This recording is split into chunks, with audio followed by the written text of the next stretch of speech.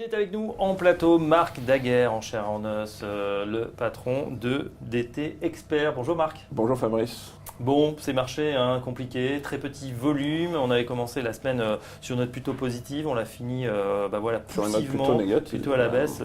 4350 sur le CAC actuellement.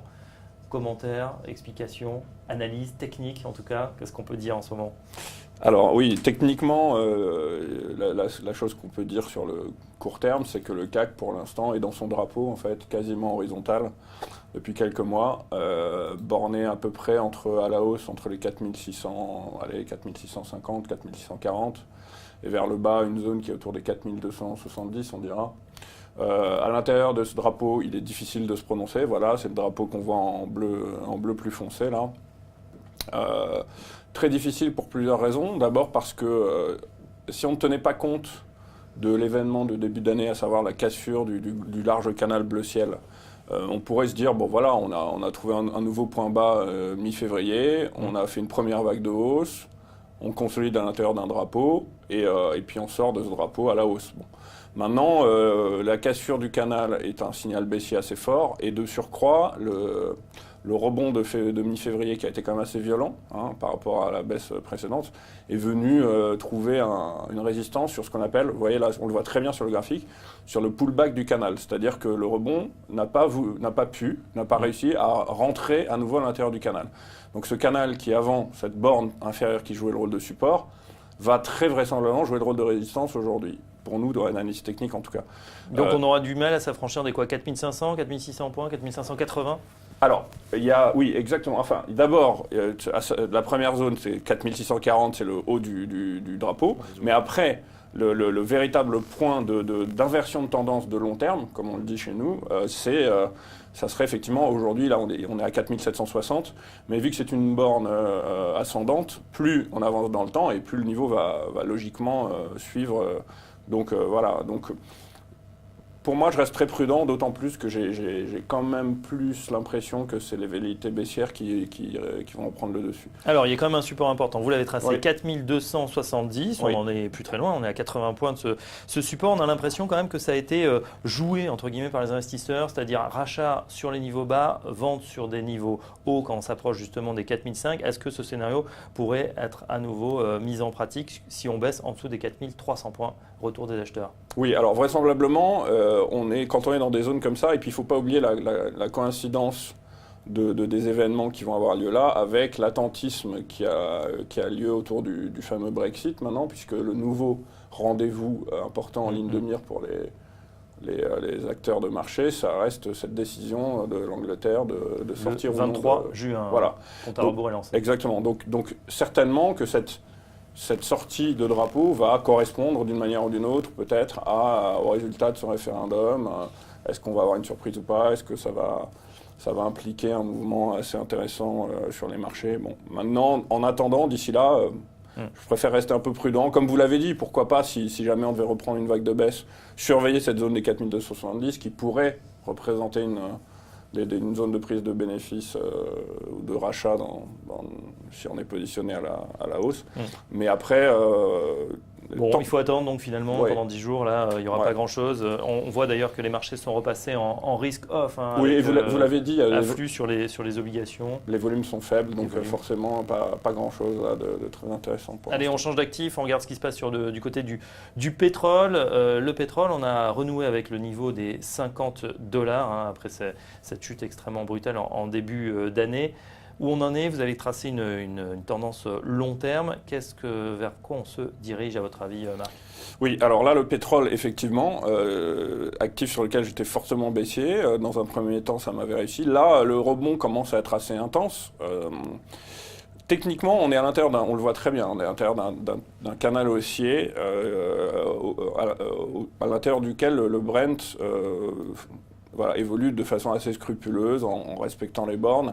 Maintenant, ce qui nous intéresse, nous, graphiquement parlant, c'est cette zone des $56 sur le Brent, qui est l'ancien overlap, donc le point bas qui devait correspondre à début 2015 à peu près. Donc cette zone-là est la zone de référence clé pour éventuellement, encore une fois, comme je le disais tout à l'heure sur le CAC, avoir un inversement de tendance plus prononcé. Alors là, il est évident que depuis le début de l'année, le pétrole a pris, je sais pas, environ 80%. Donc déjà, on peut pas dire qu'un rebond de 80%, c'est négligeable, hein, loin de là. Mais pour nous, le véritable inversement de tendance, c'est-à-dire est-ce qu'on peut revenir sur une tendance profondément haussière sur le pétrole et éventuellement, pourquoi pas, retrouver les niveaux des $100, etc. Pour nous, il faut dépasser les 56, qui là, en revanche, seront un signal assez fort. Parce que techniquement parlant, on n'aura plus grand-chose. C'est la dernière zone de résistance technique intéressante à Donc à 56, vous passez haussier. Au-dessus de 56, on passe haussier sur le long terme. Mais jusqu'ici, on peut jouer déjà, vous l'avez dit, on est revenu dans les $50, on a même atteint les 52. Je pense qu'on peut encore s'attendre à un test de cette zone des 56. On passe aux actions. Vous êtes intéressé à une des plus grosses capitalisations mondiales, boursières, au coude à coude avec Google, des fois premier, des fois second. C'est Apple. Apple qui a eu un coup de barre avec des mauvais résultats. Première baisse sur les ventes d'iPhone. En tout cas, les résultats étaient en légère baisse. Et puis, il y a eu un autre catalyseur, c'est Warren Buffett qui est rentré à hauteur d'1 milliard sur le titre. Voilà, qui est confiant, le gourou des investisseurs pour beaucoup. Comment vous analysez ce titre Apple ? Oui, alors vous avez bien résumé la situation. Apple, mastodonte boursier depuis j'allais dire la nuit des temps, en tout cas une valeur effectivement extrêmement profitable. C'est pourquoi c'est une valeur sur laquelle à laquelle on va s'intéresser dès qu'elle va être dans une phase un petit peu plus difficile, parce que c'est ce que les investisseurs cherchent, c'est dès qu'Apple commence à ralentir un peu, c'est peut-être le moment de revenir dessus, puisque finalement, on le voit, là, le graphique parle quand même de lui-même. Alors vous dites oui, il y a une baisse des ventes d'iPhone, etc. Oui, ce qui est sûr, c'est que malgré tout, si je vous dis qu'entre les années 2000 et 2015, le titre Apple a pris près de 20 000%. C'est quand même quelque chose qui est loin d'être négligeable. Maintenant, aujourd'hui, alors techniquement, on est dans un triangle qu'on voit bien en gris, là, tracé en gris. Il y a le fait que Warren Buffett, qui est quand même un gourou des marchés, décide d'entrer dans le capital d'une société est toujours une bonne nouvelle pour la société en question, même si ça ne veut pas tout dire, évidemment. Les ventes d'iPhone baissent. Il faut savoir aussi qu'en parallèle, l'iPhone représente le pourcentage des revenus du titre de la société Apple sont de plus en plus corrélés aux ventes d'iPhone. C'est-à-dire que l'iPhone a, au fur et à mesure du temps, pris de l'ampleur en termes de part de marché à l'intérieur de la société elle-même. L'iPad a été un petit peu décevant en termes de résultats. Pareil pour ce qui est les iPods, etc. Ne représentent pas grand-chose. C'est vraiment l'iPhone aujourd'hui qui est le produit phare d'Apple. Alors la question qui se pose, au-delà de l'iPhone lui-même, c'est qu'en est-il du marché des smartphones ? Aujourd'hui, il y a quand même... on arrive à un point de saturation.